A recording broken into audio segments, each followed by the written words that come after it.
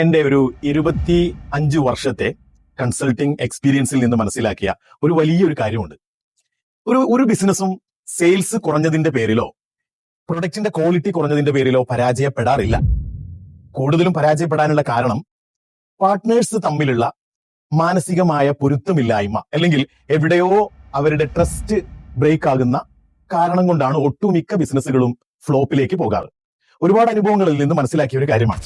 ഇവിടെ സംഭവിക്കുന്നത് രണ്ടാളുകൾ തമ്മിൽ ബിസിനസ് തുടങ്ങുന്ന നേരത്ത്, രണ്ടാളുകളാകാം അല്ലെങ്കിൽ കൂടുതൽ ആളുകളാകാം, തുടങ്ങുന്ന നേരത്ത് അവർ പെട്ടെന്ന് അവരുടെ ഇമോഷണൽ മെന്റൽ സ്റ്റാറ്റസ് ആക്ടിവേറ്റ് ചെയ്തിരിക്കുന്ന ഒരു സമയമായിരിക്കും. അപ്പൊ അവരൊന്നും ലോജിക്കൽ പാർട്ടിനെ കുറിച്ച് ചിന്തിക്കുന്നില്ല. അവർ വളരെ സന്തോഷമാണ്, ബിസിനസ് തുടങ്ങുന്നു, ഓക്കെ നമ്മൾ ഇനി ഓണർമാരാണ്, നമുക്ക് അത് ചെയ്യണം ഇത് ചെയ്യണം. അങ്ങനെയുള്ള ഒരു സമയത്ത് ബിസിനസ് തുടങ്ങി. കാര്യമായ കോൺട്രാക്റ്റുകളും പാർട്ട്ണർഷിപ്പ് എഗ്രിമെന്റുകളൊന്നും പ്രോപ്പറായി എഴുതി ചിട്ടപ്പെടുത്തിയിട്ടുണ്ടാവില്ല. ഈ പാർട്ട്ണർഷിപ്പ് എഗ്രിമെന്റുകൾ ചിട്ടപ്പെടുത്താത്തത് കൊണ്ടാണ് ഒട്ടുമിക്ക ബിസിനസ്സുകളും ഫ്ലോപ്പിലേക്ക് പോകാറ്.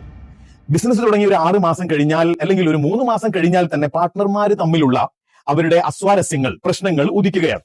അപ്പൊ സ്വാഭാവികമായും ഈ പാർട്ട്ണർഷിപ്പ് ഇല്ലാത്ത കമ്പനികളിൽ എന്ത് ചെയ്യണമെന്നറിയില്ല. ഈവൻ അവർ തമ്മിൽ ഒരു കോൺഫ്ലിക്റ്റ് വരികയാണെങ്കിൽ അതിനെ സൊല്യൂഷൻ കൊണ്ടുപോകേണ്ടത് ഏത് രൂപത്തിലാണെന്ന് അവർക്കറിയില്ല. ഒരു പാർട്ട്ണർഷിപ്പ് എഗ്രിമെന്റ് ഉണ്ടെങ്കിൽ സ്വാഭാവികമായും ക്ലാഷുകൾ, കോൺഫ്ലിക്റ്റുകൾ വരികയാണെങ്കിൽ അതെങ്ങനെ പരിഹരിക്കണം, ആരുടെ അടുത്തേക്ക് അപ്രോച്ച് ചെയ്യണം എന്ന് അതിൽ എഴുതിയിട്ടുണ്ടാവും. അതുകൊണ്ട് തന്നെ ബിസിനസ് തുടങ്ങാൻ ഉദ്ദേശിക്കുന്നവർ, തുടങ്ങിക്കഴിഞ്ഞവർ ഏറ്റവും പ്രധാനമായി ശ്രദ്ധിക്കേണ്ട ഒരു കാര്യമാണ് പാർട്ട്ണർഷിപ്പ് എഗ്രിമെന്റ്. ആ എഗ്രിമെന്റിൽ നിങ്ങളുടെ ഷെയർ വിഹിതവും പെർസെന്റേജ് ഓഫ് പ്രോഫിറ്റ് ഷെയറിങ്ങും, അതുപോലെ തന്നെ ഒരു പ്രശ്നം വരികയാണെങ്കിൽ അത് എങ്ങനെ പരിഹരിക്കണം, ആരുടെ അടുത്തേക്ക് അപ്രോച്ച് ചെയ്യണം എന്നതും.